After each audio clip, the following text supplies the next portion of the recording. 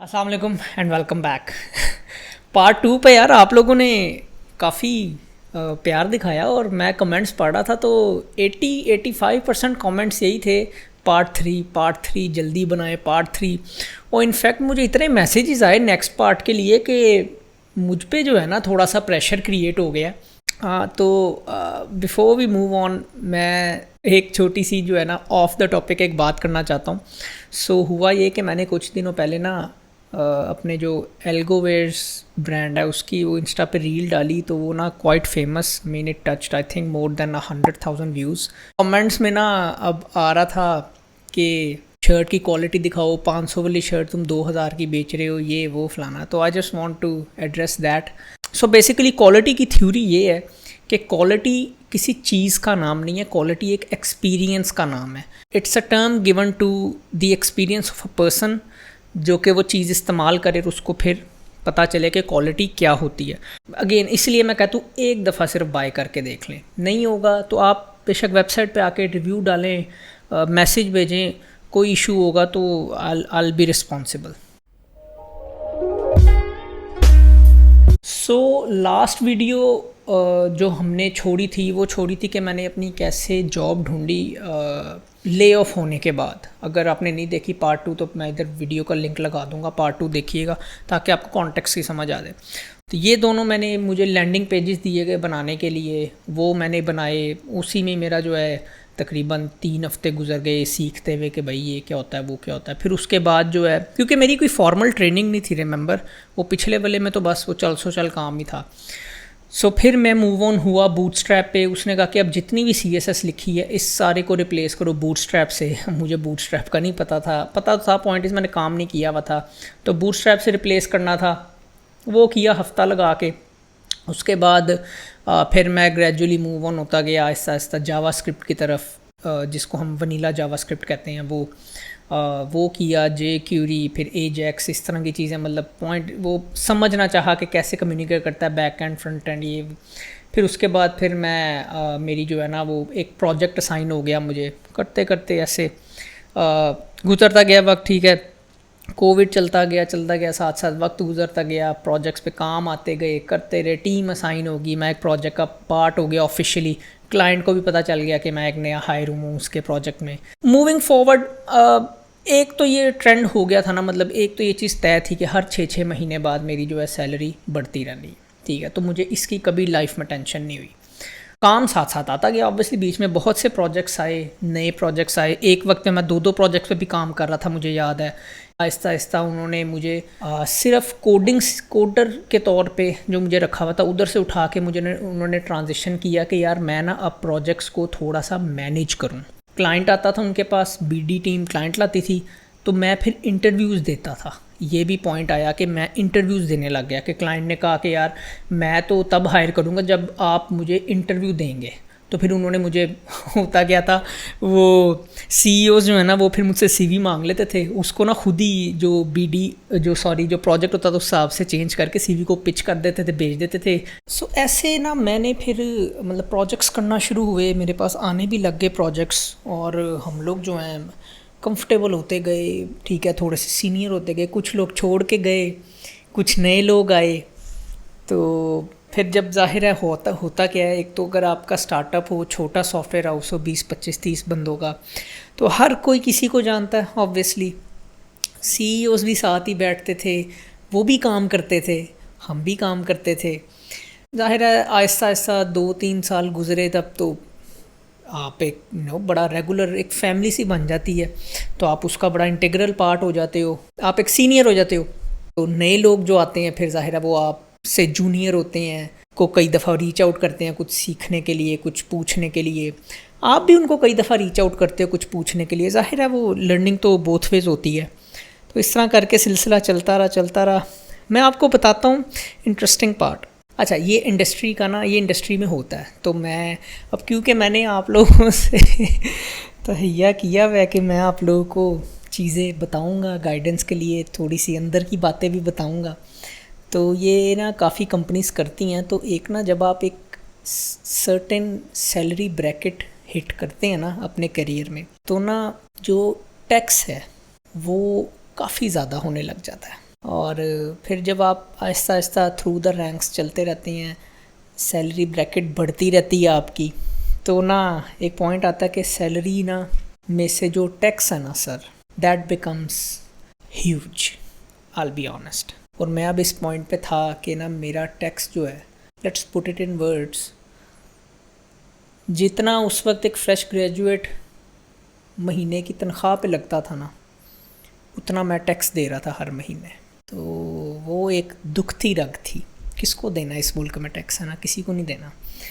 तो हुआ क्या जी, तो डिसाइड ये किया कि यार रेमिटेंस, और या फिर आपकी मर्ज़ी, अगर आपने ऐसे ही चलना है। तो ऐसे किसने चलना था किसी ने नहीं चलना था। तो इस तरह फिर हो गया, तो इससे टैक्स बच जाता था क्योंकि रेमिटेंस थी। अगर आप टैक्स पेयर यानी कि अगर आप फाइलर हैं तो फिर आप ऑब्वियसली 0.25% पड़ता है आप पे, और अगर आप नहीं हैं तो 1% पड़ता है। हाँ, एक और चीज़ मुझे याद आया, मुझे ना इन लोगों ने आउटसोर्स भी कर दिया था एक पॉइंट पे आके। मेरा ना एक व्लॉग पड़ा हुआ यूट्यूब पे फेरी मीडोज़ का, वो फेरी मीडोज़ का ट्रिप मैंने आउटसोर्स्ड कंपनी के साथ मैंने मारा था। तो उसका भी नाम क्या था, मैंने उधर भी काम किया, साल काम किया या 8 महीने काम किया। तो फेडरा सोल्यूशंस के नाम से एक सॉफ्टवेयर उसका आज भी है, तो उधर भी मैंने काम किया, लेकिन मैं एज एन एम्प्लॉई स्केचर्स का ही था, बस मैं ये आउटसोर्स हुआ था। अब मैं थोड़ा सा आपको बताता हूँ कि ना मैंने डिसाइड क्यों किया छोड़ने का। हालांकि जो मैं अभी तक आपको बता रहा हूँ, आपको लग रहा है कि मुझे छोड़नी चाहिए थी। I was so comfortable, I was a senior, ठीक है, मतलब उस कंपनी में मुझे 4-4.5 साल हो गए थे, मैं बड़ा कंफर्टेबल था उस कंपनी में। इन्फ्लेशन कॉस्ट कवर करने के लिए ना बढ़ा दी गई थी ये, मेरे ख्याल से 10% या 5%, मुझे नहीं पता कितनी, हर महीने। तो ये भी I mean what I want two point out is कि यार जो अच्छी कंपनीज होती हैं ना, वो एम्प्लॉई का बहुत तरीक़ों से सोचती हैं। अच्छा, anyway moving to the point कि यार मैं क्यों डिसाइड किया ई स्केचेस छोड़ने का 4.5 साल बाद। देखो, मैं आपको एक सच बात बताता हूँ, जिस दिन मुझे झटका लगा कि यार नहीं, अब जो है ना करना ही करना है, वो पॉइंट मेरी लाइफ का या करियर का ये था कि मैं एक दिन बैठा हुआ था, ये मेरा 4.5 साल बाद हुआ मेरे साथ।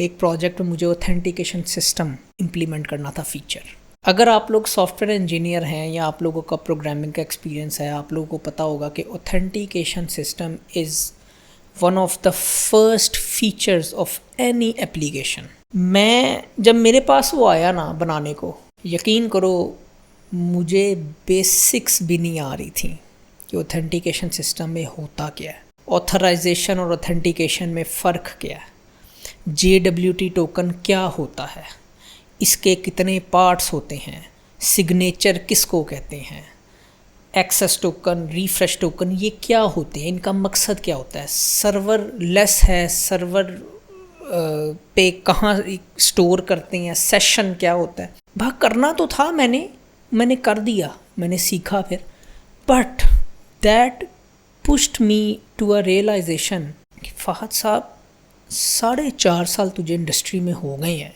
तू इतना कंफर्टेबल हो गया है कि ऑथेंटिकेशन सिस्टम तुझसे इम्प्लीमेंट नहीं हुआ, तुझे कॉन्सेप्ट्स भूले हुए थे, याद करने पड़े। वो जो चीज़ है ना, उसने मेरी जो है ना आँख खोली। मैं बहुत अच्छा कमा रहा था, मेरे पास मेडिकल की फैसिलिटी थी, मेरे पास फ्यूल की फैसिलिटी थी, हर 6 महीने बाद इंक्रीमेंट होता था, डॉलराइज सैलरी थी, क्या कुछ नहीं था मेरे पास। बस नहीं था तो मेरा स्किल नहीं था मेरे पास। फिर मुझे ना एक फ़ैसला करना पड़ा, हफ्ता 1.5 लगा के मैंने बड़ा सोचा, घर आके शेयर किसी से नहीं किया मैंने, this is the first time I am sharing. मैंने बहुत सोचा यार कि मैं इधर ही रहना चाहता हूँ, इसी तरह ही आगे बढ़ना चाहता हूँ, जो कि मैं आगे नहीं बढ़ रहा था, obviously it was clear to me, या फिर मैं रिस्क लेना चाहता हूँ लाइफ में, पैसे को मैं थोड़ा साइड पे रखना चाहता हूँ, लर्निंग फ़ेज़ में, एजुकेशन फ़ेज़ में दोबारा आना चाहता हूँ, नॉलेज गेन करने के फ़ेज़ में दोबारा आना चाहता हूँ, अपने आप को मुश्किल सिचुएशंस में दोबारा रखना चाहता हूँ और सीखना चाहता हूँ। जिस तरह वो जब मुझे पहली जॉब से निकाला था, ले ऑफ़ किया था, उसके बाद जो मैंने सीखना शुरू किया था इंटरव्यूज़ देने के लिए, मैं उस फेज़ में, उस मोड में दोबारा आना चाहता हूँ। बहुत देर लगी मुझे अपने आप को समझाने में, बहुत मुश्किल था, बहुत मुश्किल था इस पॉइंट पे, क्योंकि मैं इतना कंफर्टेबल हो गया था, मेरा ऑटोमेटिक सिस्टम चल रहा था, मेरा ऑटोमेटिक घर चल रहा था, सब कुछ। लेकिन मुझे ये फ़ैसला करना था और मैंने किया। मैंने इंटरव्यूज़ के लिए मैंने जॉब्स के लिए अप्लाई करना शुरू कर दिया। और ज़ाहिर है अब 4.5 साल का एक्सपीरियंस, 5 साल का एक्सपीरियंस था मेरे पास। इंटरव्यू की कॉल्स तो मुझे यूँ आ जाती थी, हाँ मैं आपको सच बता रहा हूँ। मुझे सीवी भी मैंने अच्छी खासी बनाई हुई थी, अपनी प्रोजेक्ट्स मैंने अच्छे किए हुए थे, स्केचेस में मैंने उनका लिखा हुआ था, तो मुझे कॉल आ जाती थी इंटरव्यूज़ की, लेकिन इंटरव्यू पास नहीं होता था।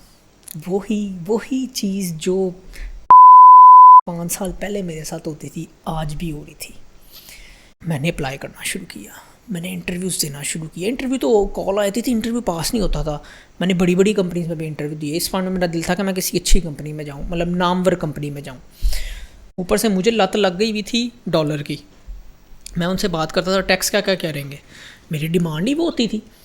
वो कहते थे टैक्स क्या, मतलब टैक्स तो देना पड़ेगा। मैं कहता था नहीं, मैंने टैक्स नहीं देना। मतलब आप डॉलराइज में करें, मुझे रेमिटेंस के तौर पे दिया करें। कहते हैं हमारी कंपनी तो दे। तो आधी से ज़्यादा कंपनी तो मैंने इसीलिए छोड़ दी। तो मैं फिर हैरान हुआ कि यार ये तो फिर इस तरह, तो मैं अगर मैं अपनी शर्तों पे ही जाना है इंडस्ट्री में और मैंने जाना भी है, तो इस तरह तो नहीं होने वाला। फिर मैंने अपने आप को समझाया कि नहीं उस्ताद जी, ਇਹ ਕੰਮ ਜਿਹੜਾ ਨਾ ਇਹ ਵੱਧ ਗਿਆ ਹੋਇਆ ਤੇ थोड़ा सा आप कॉम्प्रोमाइज़ करें अपनी सैलरी पे, अपने ख्वाबों पे, और जो कंपनी कह रही है ना करीब करीब मीट करवा के उनको निकल जाएं। तो हुआ क्या, कोजन में भी मेरे इंटरव्यूज़ चल रहे थे। कोजन में मैंने 2-3 इंटरव्यूज़ दिए, तकरीबन 45-50 मिनट का, घंटे का इंटरव्यू लिया। इंटरव्यू में वही सवाल पूछे कि यार वो क्या होता है, लॉजिकल क्वेश्चंस, पहेलियाँ पूछी थोड़ी सी, और प्रॉब्लम सॉल्विंग के क्वेश्चन पूछे। हाँ उस पर बड़ा फोकस किया था, टाइम कम्प्लेक्सिटी पे बड़ा फोकस किया था, और अप्रोच करना प्रॉब्लम को वो था फोकस, एल्गोरिदम्स था फोकस। इस पॉइंट पे ना जब आप सीनियर हो जाते हैं तो ये मतलब ऊप के कौन सा है भाई, पॉलीमॉर्फिज्म क्या होता है, इनहेरिटेंस क्या होती है, क्लासेस क्या होती हैं, एब्स्ट्रैक्ट क्लास और उस क्लास में क्या फ़र्क है, इन ये चीज़ें नहीं अब फिर ना पूछी जाती। फिर आपसे पूछे जाते हैं कि यार अच्छा आपके पास एक सिस्टम है, वो उसकी एपीआई की कॉल स्लो है, पॉसिबल क्या आप तरीके आजमा सकते हैं उसको तेज़ करने के लिए। सिस्टम डिज़ाइन के क्वेश्चंस पूछे उन्होंने। एक सिस्टम डिज़ाइन का क्वेश्चन था, मुझे याद है। ठीक है, इवेंचुअली अगर मैं पास हुआ, अगर मैं कोविड कह रहा हूँ कोजेंट में काम किया है, तो ऑब्वियसली मैं पास हो गया था इंटरव्यू। तो मुझे फिर उन्होंने कहा चलें हम आपको बताएंगे। तो उन्होंने फिर ना मुझे इवेंचुअली आई थिंक हफ्ते बाद या 2-3 दिन बाद ही ऑफ़र लेटर भेज दिया कि यार ठीक है। उधर मैं एज अ सॉफ्टवेयर इंजीनियर ही जा रहा था, बैकएंड, क्योंकि कोजेंट जो है ना पूरा का पूरा कोजेंट वो बैकएंड पाइथन में काम करता है। अब का मुझे पता नहीं, लेकिन जब मैं था तो पूरी कंपनी ही पाइथन में काम करती थी, और फ्रंट एंड वो रिएक्ट पे काम करते थे। जेंगो तो उधर कह लो कि दीन ईमान का हिस्सा है ना, पूरा सॉफ्टवेयर हाउस जेंगो पे काम करता है। तो वो उन्होंने बल्कि वो टेम्पलेट्स बनाई हुई हैं जेंगो की, हर चीज़ ही उसमें ऑलरेडी मौजूद है, गिटहब पे रखी हुई हैं, private repositories of course employees को अवेलेबल हैं। अच्छा, अब कोजेंट से ऑफ़र लेटर आई और पैसे भी जो मैंने मांगे थे मुझे दे रहे थे वो, लेकिन उधर ये था कि टैक्स का था सीन। अभी मैंने थोड़े से ज़्यादा ही मांगे थे। 2 दिन तो मुझे यही करेज अप करने में लग गए अपने आप को कि यार जाके मैंने बात करनी है कि मैंने रिज़ाइन देना है। ये जो सिचुएशन होती है ना रिज़ाइन देने की, यार ये बहुत मुश्किल होती है, I will be very honest. इसमें ना दिल धक धक कर रहा था। एक रिलेशन होता है यार एक आप सीईओ के साथ, ठीक है, ऊपर से इधर वो हिरार्की तो थी नहीं कि आपने अपने मैनेजर को कहना है, सीईओ को कभी शक्ल ही नहीं दिखानी है, एचआर के थ्रू ही होके सारा प्रोसेस होना, ये सीन था नहीं। तो 2 दिन तो मैंने अपने आप को पता नहीं कैसे कन्विंस किया कि अब जाना है। मेरा दिल भी फिर थोड़ा सा हो रहा था खटा कि नहीं यार इतना लंबा ताल्लुक़ है, इतना अच्छा नहीं। लेकिन बहरहाल मैंने 1-2 अपने जो मेंटर्स से उधर मैंने उनसे डिस्कस किया। मैंने कहा यार मैं जाना चाहता हूँ, ऑफ़र भी इन हैंड है, मैं किस तरह जाऊँ। उनका यार इस तरह जाके ना चिल कर, कोई टेंशन नहीं है, वो अंडरस्टैंड कर लेंगे। फिर मैं गया जी, एक दिन करेजअप करके रूम में गया जी। मैंने कहा यार इस तरह ना मुझे मुनीब भाई एक ऑफ़र है इधर से, मैं जाना चाहता हूँ। उन्होंने पूछा कि यार क्या पैकेज है, क्या बेनिफिट है, क्या वो है। तो मैंने कह दिया कि यार पैकेज तो इतना ख़ास नहीं है, ऑफ कोर्स उससे तो कम ही था। कहते कि यार ठीक है, वो ऑब्वियसली आपका राइट है, आप जा सकते हो, लेकिन कोई मतलब बहुत बड़े नाम नहीं है उसका, या इस तरह का नहीं है। तो ठीक है, बात उनकी ठीक थी, मतलब कोई ज़ाहिर है उस तरह का लेवल का तो सॉफ्टवेयर हाउस नहीं था कि 200-250 बंदा 500 बंदा हो। मैंने कहा यार वो बात आपकी ठीक है, लेकिन ना मैं फिर भी जाना चाहता हूँ। मैंने ये सारे पॉइंट्स जो आप मुझे बता रहे हैं मैंने ये सारे गो थ्रू किए हैं। मेरे पास ऑफ़र 2-3 दिन पहले आई थी, तो मैंने ये सारे पॉइंट्स सोचे हैं, बट स्टिल मेरा जो दिल कह रहा है वो कह रहा है कि यार आप चले जाओ। तो उन्होंने कहा चलो यार फिर हम रोक तो नहीं सकते, आप नोटिस पीरियड सर्व कर दो। फिर 1 महीने का नोटिस पीरियड होता है। ठीक है, बस फिर वो यही बात हुई। उन्होंने कहा चलो यार गुड लक, आपके लिए विशेज़ की, उन्होंने बेस्ट विशेज़ की दुआएं दी, मैंने भी उनको बेस्ट विशेज़ कहीं। और होता ये है कि जब आप कंपनी छोड़ रहे होते हैं ना तो यूजुअली आपको काम नहीं मिलता। वो जो आप काम कर रहे होते हैं ना, जिन प्रोजेक्ट्स का आप पार्ट होते हैं, फिर आपने उनको हैंड ऑफ करना होता है नए एम्प्लॉयज़ को, या डोमेन ट्रांसफ़र करनी होती है, हम लोग उसको कहते हैं डोमेन ट्रांसफ़र करना।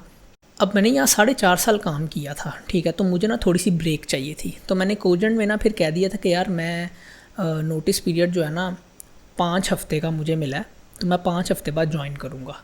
उन्होंने ठीक है, उन्होंने कुछ इतना कहा नहीं, तो 4 हफ़्ते फिर मेरा इधर था, फिर 1 हफ़्ता मैंने रिलैक्स किया था घर में। तो आखिरी दिन फिर सबको बता दिया था मैंने कि यार मैं जा रहा हूँ, तो मेरा ये आखिरी डेट है। तो बस फिर ये हुआ कि वो उन्होंने फिर मिल के जो आखिरी दिन ना प्लान कर लिया कि यार एक डिनर रखते हैं। तो कर के फिर बस खैराबाद कहा उसको, ऑफ़िस को, और हफ्ते की फिर मैं छुट्टी पे चला गया क्योंकि अगले मंडे से मेरी ज्वाइनिंग थी।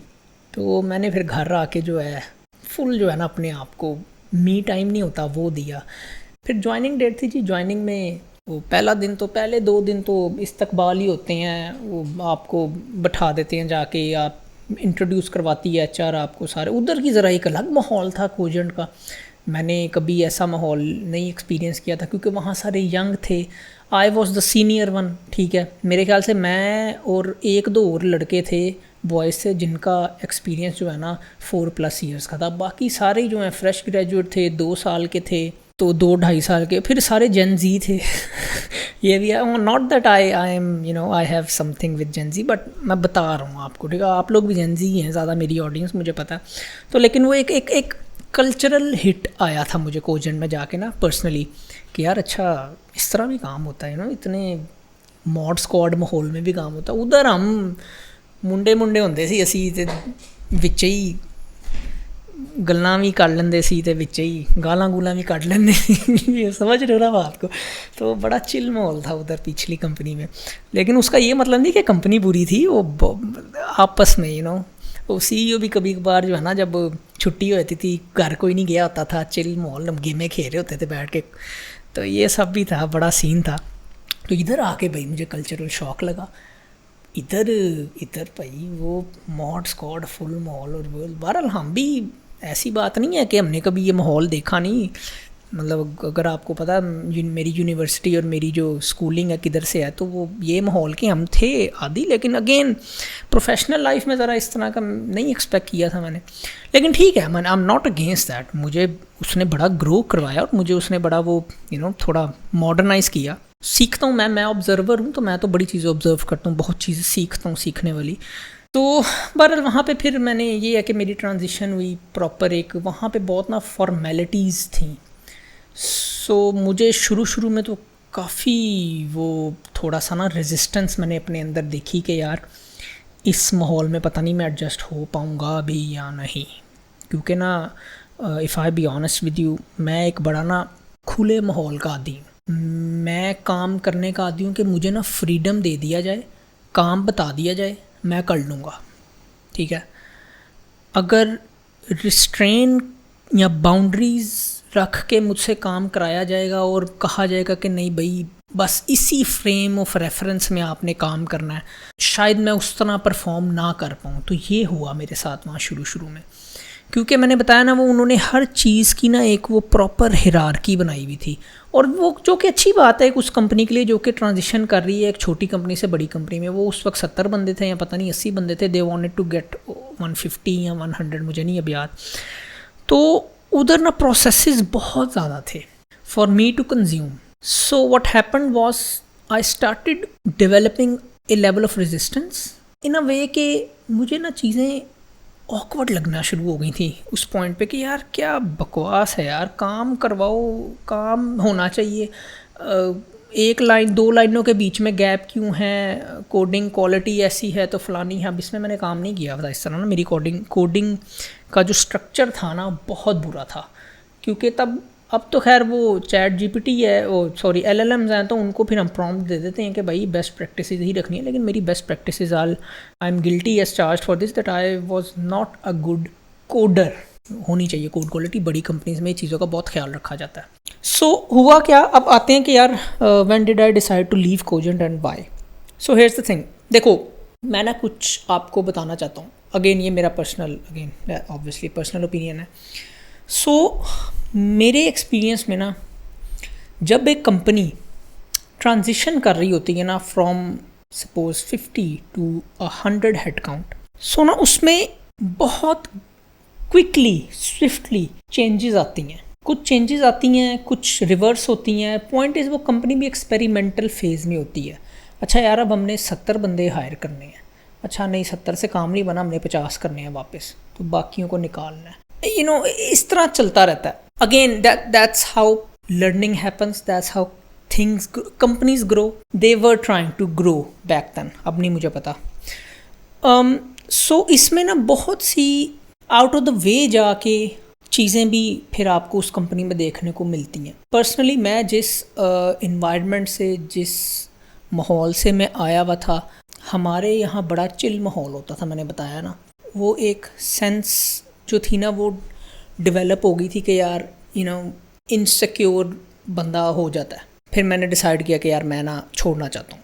सो 6ठे महीने ना मुझे समझ आ गई थी, तो मैंने ना अप्लाई करना शुरू कर दिया था। अच्छी सीवी थी, अच्छा रेज्यूमे था, मुझे कांटेक्ट जल्दी होता था। बल्कि कांटेक्ट क्या होता था, रिक्रूटर्स अप्रोच करते थे। मैं तो आपको सीधी सी बात बताऊँ, I've given a lot of interviews at that point, but particularly 2 interviews strike me right now, क्योंकि एक तो रिमोट थी, मैं बताता हूँ क्या थी, और दूसरा एक MNC थी लाहौर की, आर्गुएबली पाकिस्तान की बड़ी कंपनी। मैंने इंटरव्यूज़ दिए। सो हुआ ये कि अच्छा वो रिक्रूटर ने अप्रोच किया। दुबई में रिक्रूटमेंट कंपनी थी एक, वो सऊदीया की कंपनी को रिमोट कैंडिडेट चाहिए था पाकिस्तान से, पाइथन जेंगो का। मेरी एक्सपर्टीज थी, जेंगो रटा हुआ था उस वक्त मुझे, क्योंकि अच्छी प्रैक्टिसेस वगैरह कोजेंट ने बहुत सिखाई थी मुझे। Thank you. मुझे उन्होंने कहा कि यार कितनी तनख्वाह लोगे? मैंने कहा रिमोट है। कहती हाँ रिमोट है।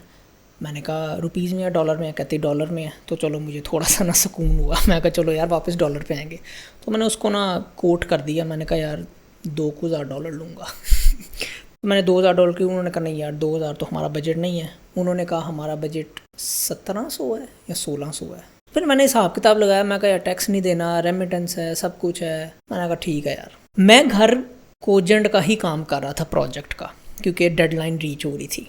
तो मैं एक्स्ट्रा आवर्स लगा के काम कर लेता हूँ, मुझे इशू नहीं होता। इंटरव्यू भी मेरा स्केड्यूल था। इंटरव्यू स्केड्यूल हुआ जी, हैकर रैंक पे टेस्ट था। हैकर रैंक अगर आपको पता है, 2 अरबी आए, एक CTO था, एक शायद CEO था या सीनियर टेक्निकल लीड था, जो भी था वो आए। मैं आया, हैकर रैंक पे टेस्ट शुरू हुआ। वो बेसिकली छोटा सा रेस्ट API का एक वो जेंगो में बनाना था। किस्मत देखो, कर रहा था ना प्रोजेक्ट अपना कंपनी का, सेम उसी तर्ज़ अमल का प्रोजेक्ट, वही रेस्ट API, वही CRUD ऑपरेशंस जेंगो में मुझे उस इंटरव्यू में स्क्रैच से बनाने थे। मैंने ना डेयर करके मैंने पूछ लिया। मैंने कहा hey listen man, I was just attempting this problem a few minutes ago. I'll keep sharing my screen, but can I copy my own code from one of my projects that I'm working on right now? उसने मुझे देखा, उसने कहा थोड़ा सा ना smile देके कहता sure Fahad you can just keep sharing the screen. मैंने कहा डोंट वरी। मैंने ऐसे स्क्रीन की, मैंने वहाँ से दस्ती जो है कॉपी कोड किया, ID में पेस्ट किया, वो हैकर नेम में जेंगो का ID वो दे देते हैं। मैंने वो चेंजेस अमेंड्स किए, ठीक है, मैंने ठक करके चलाया वो। मैंने कहा ये लें जी आउटपुट। उसने कहा ठीक है Fahad, let's have some conversation now. तो उसने फिर मतलब ये मेरे ख्याल से आधे घंटे में मैंने बना लिया था, तो 15 मिनट पीछे बच गए थे, 45 मिनट का था। तो उसने फिर मुझे 2-4 चीज़ें पूछी सिस्टम के हिसाब से, जेंगो की कुछ चीज़ें पूछी, मैंने बता दी। उसने कहा ठीक है Fahad, thank you so much, will let you know what's the result. अगले दिन ही मुझे उसका रिक्रूटर का मैसेज आ गया, क्योंकि ना अरब में ना संडे की छुट्टी नहीं होती। उन्होंने कहा Fahad you been selected, require होंगी, लेकिन ना मैं बस उस कंपनी से कॉन्ट्रैक्ट का वेट कर रही हूँ। तो अब इन दिनों मैं फिर अप्लाई करना छोड़ दिया था, क्योंकि मुझे कंफर्म हो गई थी जॉब। मैंने लेकिन रिज़ाइन नहीं दिया था, क्योंकि मेरे हाथ में ऑफ़र लेटर नहीं था। मुझे एक चीज़ पता थी, मुझे एक चीज़ पता थी कि भाईजान जब तक ऑफिशियल ऑफ़र लेटर आपके हाथ में नहीं होगा ना तब तक आपने रिज़ाइन नहीं देना, चाहे जितने मर्जी प्रॉमिस, चाहे सीईओ खुद आपके घर आके प्रॉमिस कर जाए कि तेरा पक्का है कंपनी में, ऑफ़र लेटर के बगैर आपने कभी जो है ना पिछली कंपनी में रिज़ाइन नहीं देना। कॉन्ट्रैक्ट भेजें आप मुझे, I will sign it, you will sign it, the company will sign it, will be under a legal contract and then I will put a resign. कहती श्योर। उसने कहा जस्ट 2 days वेट करें, वो बना के भेजेंगे, मैं फिर आपको फॉरवर्ड, क्योंकि बीच में रिक्रूटमेंट कंपनी थी, ज़ाहिर है उन्होंने डील करना था। हफ्ता गुजरा, 2 गुजरे, 3 गुजरे, कोई चक्कर ही नहीं। ठीक है, मैंने रीच आउट किया 4 हफ्तों बाद। I still haven't received the offer letter. Oh yes Fahad, we are still waiting for that, these companies are slow. बड़ी कंपनी स्लो ही होती हैं प्रोसेस में, उसने सच ही बताया था। फिर मैंने भी R&D की थी अपनी, ज़ाहिर है कंपनी की, लिंक्डइन वगैरह पे ऑनलाइन, तो कंपनी जनवन थी, सब कुछ जनवन था। तो बहरहाल करते कराते उसने कहा कि आप फिर भी आप टेंशन न लें, ये वो दिलासे दी। मैं कहा ठीक है, अब आप मुझे तब रीच आउट करना जब आपका ऑफर लेटर होगा, मैं नहीं रीच आउट कर रहा। कहती ठीक है हो। बहरहाल पॉइंट इज़ वो दिन और आज का दिन रीच आउट नहीं हुआ। तो लेकिन वो बहरहाल वो पूल में मुझे डाल दिया था उन्होंने, वो फिर ना वो उन्होंने रीच आउट किया ना मैंने रीच आउट किया। मेरी आदत नहीं बार बार किसी को ना कहने की, और मेरी जॉब थी, मैंने कौन सा रिज़ाइन दे दिया था, और शुक्र है मैंने नहीं दिया था रिज़ाइन भाई। ठीक है, अगर आपके साथ भी कभी ऐसा सिमिलर एक्सपीरियंस हो तो यार याद रखना, do not give a resign unless you have the official contract in hand. अच्छा, तो 12 रिज़ाइन दिया, फिर मैंने अप्लाई करना दोबारा शुरू कर दिया, क्योंकि डिसाइड तो मैंने कर लिया था, आई वांट टू लीव। ज़मीन.com एक बड़ा फेमस स्टार्टअप है, स्टार्टअप तो नहीं अब तो भाई मेरे ख्याल से क्या है, यूनिकॉर्न है अब तो। उधर मैंने अप्लाई किया, आई हुई थी पोजीशन उनकी ना लिंक्डइन पे, मैंने अप्लाई किया, उन्होंने मुझे रीच आउट कर लिया। इंटरव्यू हुआ जी, आधे घंटे का स्केजूल था इंटरव्यू। मैं गया, इनका ना गुलबर्ग में ऑफिस है, मैं रात को गया ड्यूटी से, आधे घंटे का इंटरव्यू था। उस बंदे ने मुझे 2.5 घंटे इंटरव्यू में बैठा के रखा और मुझसे पूछता गया। मेरी बस हो गई थी रात को तकरीबन 10 बज गए थे। वो बंदे ने यकीन करो बेसिक से शुरू किया, और वो इवेंचुअली चलते चलते एंड पे जो हम एक दूसरे को सवाल कर रहे थे ना, कंप्यूटर आर्किटेक्चर के सवाल हो रहे थे जी। इंटीजर नेगेटिव वैल्यूज़ हैं, ये कैसे स्टोर होती हैं। अच्छा यार, ये कंप्यूटर में मतलब आपको कैसे पता चलता है ब्राउज़र को कि डोमेन वैलिड करनी है या इनवैलिडेट करनी है। फिर करते करते वो सिस्टम डिज़ाइन पे आ गया, एंड पे इंस्टाग्राम का जी सिस्टम डिज़ाइन बनाओ कमेंट्स का, फिर उसने वहाँ मुझे फंसाया, मैं फंसा भी ऑफ कोर्स। वो ज़ाहिर है इंटरव्यूअर तो प्रिपरेशन करता ही है, इंटरव्यू देने वाले को कुछ नहीं पता होता क्या पूछा जाएगा। पॉइंट इसके मैंने उसके साथ 2.5 घंटे बैठ के ना उसके सवालों के जवाब दिए। प्रॉबेबली दैट इज़ वाई उस चीज़ ने उसको इम्प्रेस किया, और मुझे अगले दिन दोबारा ईमेल आई कि आपका फर्स्ट टेक्निकल राउंड पास हो गया, for the second technical round आप इस डेट को आएँ। अब वो सेकंड इंटरव्यू था इंजीनियरिंग मैनेजर के साथ। मैं अब इस दफ़ा पूरा प्रिपेयर होकर गया हुआ था। इसने जो इंटरव्यू था इंजीनियरिंग मैनेजर ने, तो अब मुझे 3 घंटे बैठा के रखना है और मुझे एक एक चीज़ पूछनी है। अब मैंने सारा पढ़ लिया, मैंने पूरे सॉफ्टवेयर इंजीनियरिंग के कॉन्सेप्ट जो है ना पढ़ के मैं गया हूँ जी। इंजीनियरिंग मैनेजर ने कोई टेक्निकल सवाल नहीं पूछा, उसने डायरेक्ट मुझसे बिहेवियरल क्वेश्चन पूछे जो कि मैंने एक्सपेक्ट ही नहीं किए थे। फा साहब अपना एक्सपीरियंस बताओ। मैंने कहा इस तरह एक्सपीरियंस है। अपनी करियर का सबसे मुश्किल प्रोजेक्ट बताओ जो CV में लिखा हुआ है। I didn't know the answer to that question honestly. मुझे अब ज़ाहिर है सबसे ज़्यादा काम मैंने जो है वो ई-स्केचेस में किया था, मैंने वहाँ का एक प्रोजेक्ट डाला हुआ था, मैंने वो बोल दिया। उसने मुझे बताया, उसने मुझे कहा ये आपके हिसाब से सबसे मुश्किल आपने। मैंने कहा जी क्या किया था आपने इसमें। मैंने कहा इसमें ये किया था। कहता यार ये तो मुश्किल है ही नहीं। अब मैंने बनाया था उस वक्त उसको मुश्किल ना, मुश्किल ठीक है नहीं था। तो मैं कहा सर वो ये था कि मैं उस वक्त एक्सपीरियंस नहीं था इतना, तो उस हिसाब से तो उस वक्त यही मुश्किल था मेरे लिए बड़ा। तो कहता अच्छा चलो ठीक है। अब मैं कंफ्यूज हो गया था उस वक्त, मैं आपको सच बता रहा हूँ। इवन दो इतने एक्सपीरियंस 5 साल के एक्सपीरियंस के बाद भी जो ना मैं उस वक्त कंफ्यूज हो गया। बस उसने बार फिर कंटिन्यू नहीं किया। मुझे समझ आ गई कि यार मुझे ना रिजेक्शन ही है इतनी मेहनत के बाद भी। उसने जाने से पहले वो पूछा कि यार आपका कोई सवाल है तो पूछें। अब क्योंकि मैं कंफ्यूज था तो बहरहाल मुझे ये भी पता था कि सवाल तो पूछना ही पूछना ताकि इंप्रेशन तो थोड़ा सा जाए। सब कुछ तो मैं लूज़ कर चुका था। मैंने कहा जी सर सवाल है, लेकिन ना वो कन्फ्यूजन में मेरे इतने कुछ स्टूपिड सवाल मैंने पूछा ना। मैंने कह दिया कि सर अगर मैं सिलेक्ट हो जाता हूँ तो मेरी जॉब सिक्योरिटी क्या है। उसने मुझे बिठा दिया वापस। उसने कहा फाद दुनिया में ना कोई ऐसी जॉब नहीं है या कोई ऐसा काम नहीं है जिसकी गारंटी जॉब सिक्योरिटी आपको दी जा सके। आप चाहे सिलेक्ट हो या चाहे ना हो, मैं आपको एक ब्रदर टू ब्रदर एडवाइस देता हूँ, never expect security from a company. आप अपने स्किल को इतना डेवलप रखो कि कंपनी आपके पीछे भागे, ना कि आप कंपनियों को भीख मांगते रहो कि यार मुझे जॉब सिक्योरिटी दो। रिजेक्शन तो मुझे हुई, ये एडवाइस उसकी आज भी मुझे याद है। It still haunts me to this day. जितना मैंने इस कंपनी को ज्वाइन करने के लिए अपना निचोड़ा था ना अपने आप को, मुझे पता है। लेकिन I guess at the end of the day it's the luck as well. और उस दिन ना उस बंदे ने मेरा जहन हमेशा के लिए बदल दिया। इसी कश्मकश में 2-4 माह और गुजर गए। फिर मुझे इवेंचुअली जहाँ मैं अभी हूँ वहाँ से एक HR रिक्रूटर ने रीच आउट किया, इंटरव्यू स्केड्यूल हुआ, कुछ सीनियर लीडरशिप क्वेश्चंस हुए, वो बताए मैंने, मिस्टेक्स बताई अपने करियर की, हाइलाइट्स की, और वो फिर मुझे ऑफ़र आ गई। बट ऑफ़र आने से पहले मैं आपको बता दूं, उन्होंने मुझे क्लियरली बता दिया था कि आपको इमीडिएटली ट्रैवल करना पड़ेगा ज्वाइनिंग देते ही। तो आप अपना पासपोर्ट, अपना सब कुछ भेजें। स्पॉन्सर तो जाहिर है वही कंपनी थी। तो मैं डरा भी हुआ था इस पॉइंट पे। मैं कहा यार यहाँ तो दुबई शुबई जाना हो ना, या कोई और कुछ मुल्क जाना हो, एक तो डायरेक्ट कीनिया जाना है, ठीक है, ऊपर से अफ्रीका, ऊपर से वो इतना को ख़तरनाक मुल्क है। तब तो नहीं इतना पता था कि कंपनी क्या है कंपनी नहीं, बस उन्होंने पहली दफ़े पूछ लिया कि भाई ऑफ़र लेटर तब होगी जब आप ये चीज़ एक्सेप्ट करेंगे। मैं कहा लो भी किधरे को ह्यूमन ट्रैफिकिंग का केस तो नहीं डल जाना कोई ये हो, you can never trust anyone out of the blue. लेकिन इधर मैं इंस्टिंक्ट, जैसा कि मैंने कहा यार, I am always open to taking risks.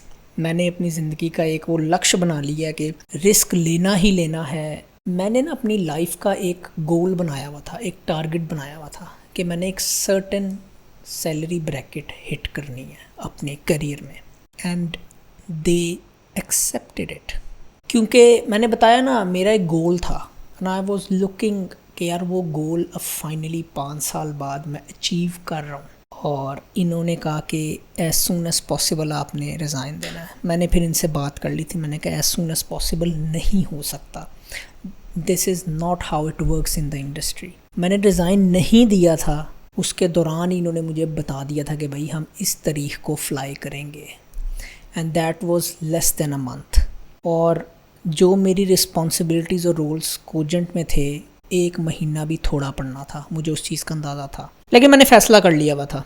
मैंने जाके, बल्कि वो वीडियो भी मौजूद है, आप देखिएगा, मैं लगा दूंगा अगेन वो प्लेलिस्ट, उसमें मैंने बताया था मैं कैसे, वो मैंने सारी जर्नी रिकॉर्ड की ना, रिज़ाइनिंग फ्रॉम कोजेंट वगैरह, वो वाली ईमेल भी मैंने भेजी, तो मैंने वो सारी रिकॉर्ड की। दोबारा मैंने फिर रात को बैठ के फ़ौरन ईमेल की, सुबह जी HR का मैसेज आ गया, जी आ जाओ।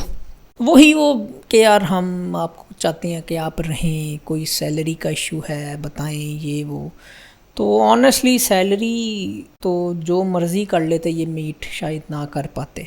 तो बहरहाल मैंने कभी डिस्क्लोज़ किया भी नहीं ऑब्वियसली, बट ये मैंने असम्पशन ही ली हुई थी, क्योंकि मुझे पता था उधर क्या ट्रेंड है सैलरीज़ का और क्या चल रहा है। तो खैर मैंने बताया ना, मैं कोजेंट पैसे के लिए ज्वाइन की नहीं थी, तो मैंने उनको बता दिया, मैंने कहा यार महीने का नोटिस तो मैं सर्व नहीं कर पाऊँगा। रही बात डोमेन ट्रांसफ़र की, तो वो मेरी ज़िम्मेदारी है, मैं यहाँ पे करके जाऊँगा डोमेन ट्रांसफ़र।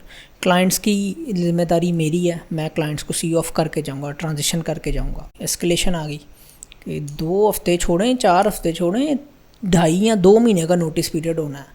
वो मैं कहा नहीं सर, ये नहीं हो सकता, ज़्यादा नोटिस सर्व करना है, कम करना है। इशू ये है कि आई हैव ऑलरेडी कमिटेड। कहते हैं कि आप हमसे पूछ के करें। एंड देन आई सेड, ये एक आर्ग्यू हो सकती है कि मैं पूछ के अपने करियर के डिसीजंस लूँ या ना पूछ के लूँ, you know what I mean.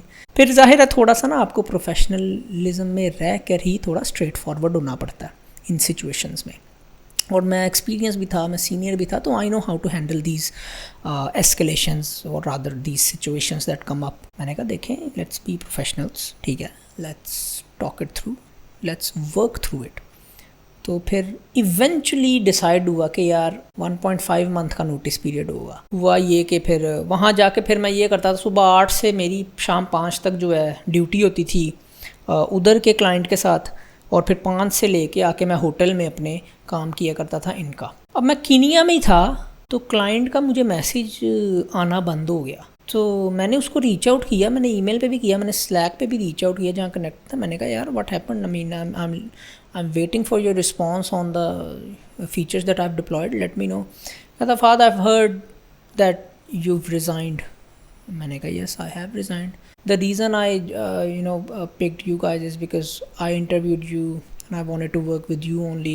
I don't have time to interview anyone again and blah blah blah सब। तो मैंने उससे गारंटी दी, मैंने कहा यार डोंट वरी, आपको बेहतर ही काम मिलेगा। काम में कोई, मैंने अपनी पर्सनली मैंने बताया ना, मैंने बहुत कोशिश करता हूँ मैं सिचुएशंस को मूव थ्रू करने के लिए, बट वो इवेंचुअली क्लाइंट नहीं सुनी। वो मैं उधर ही था, नायरोबी में होटल में बैठा हुआ था, क्लाइंट ने जो है वो सी ऑफ कर दिया। इधर से मैसेज आने लगे, क्या कहा है, क्या किया है, क्या हुआ है। तो वो फिर ये हुआ कि यार वो क्लाइंट का जो रोला आया था मैंने फिर वो बताया। मैंने कहा यार इस तरह हुआ है, तो आप स्लैक तो ओपन है सारा ये वो, तो आप देख लें जाके। वो बड़ा फिर थोड़ी सी वो होया, चीज़ें जो हैं वो थोड़ी सी हीटअप हो गई थी। मैंने बहरहाल कूल डाउन की। मैंने कहा यार देखें, it's everything is in front of you. HR के साथ फिर मैंने डिस्कशन की, बातचीत की, तो बहरहाल वो हो गया, ठंडा हो गया मामला, कूल ऑफ हो गए। फिर एट दी डे एंड जो है आखिरी दिन जो था, फिर मैंने सबसे मिल के वो आखिरी दिन वहाँ सर्व किया और फिर मैं आ गया वापस। और फिर अगले दिन से ही ऑफिशियली जो है वो शुरू कर दिया जाना अपनी नई कंपनी में।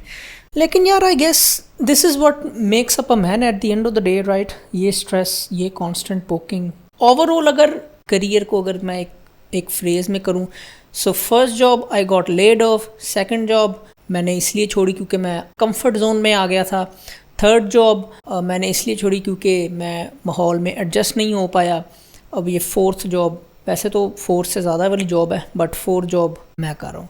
सो ये जर्नी थी मेरी, ये मेरे सारे करियर डिसीजंस थे।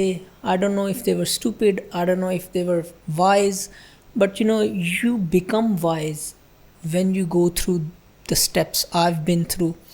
मुझे बहुत कुछ सीखने को मिला है। कोजेंट से मेरी बड़ी यादें हैं, बल्कि इनफैक्ट जो मेरे बराबर के 2-4 वहाँ पे थे एक्सपीरियंस में, हमारा बल्कि ग्रुप है व्हाट्सएप पे एक्स कोजेंट बॉयज़ के नाम से, और हम एवरी 2-3 मंथ्स हम लोग मिलते हैं वीकेंड्स पे, बातें शातें करते हैं। सब भी छोड़ गए सिवाय एक कि हम उनको फिर मोटिवेट करते हैं कि यार निकलो आप भी। बस इतना ही होता है। वो भाई कभी भी काम करते हैं, एमी को मसला ना बन जाए, मैं नाम नहीं बता सकता। सो अगेन वीडियो बहुत लंबी हो गई है, आई नो, बिकॉज ये मैंने फैसला किया था कि इसके बाद मैं पार्ट्स नहीं बना रहा, but what I am gonna do is I am gonna create a part for answering your questions. Part 1, part 2, part 3, ये जो है ना, इनके कमेंट्स जितने भी आप इस वीडियो में भी जितने कमेंट्स करने हैं आप करें अपने सवाल, मैं पार्ट 4 इन सब के क्वेश्चंस लेकर बनाऊंगा और उनको आंसर करूंगा। सो देखते हैं आप लोग क्या पूछते हैं, जो पूछना है पूछें। अगर आप लोगों को कुछ सीखने का मौका मिला हो, कुछ विजडम मिला हो, इससे कोई एडवाइस मिली हो, बताइएगा कमेंट्स में। इनफैक्ट लाइक करिएगा वीडियो को। Until next time, take care. अगर आप लोगों को ये वीडियो पसंद आई है और आप लोग मुझ चाहते हैं कि आप मुझसे 1-on-1 कॉन्वर्सेशन कर सकें, अपने करियर के बारे में अपनी गाइडेंस लेनी हो आपने किसी भी किस्म की, वैसे तो मैं कोशिश करता हूँ वीडियोस के थ्रू देता रहूँ, but if you want 1-on-1 conversation then I am on Mentoga. Mentoga is a platform जहाँ आप बुक करके स्लॉट्स मीटिंग मेरे साथ कर सकते हैं। आप वहाँ जाएँ, मीटिंग बुक करें, स्लॉट बुक करें और मेरे साथ 1-on-1 कॉन्वर्सेशन वहाँ कर सकते हैं।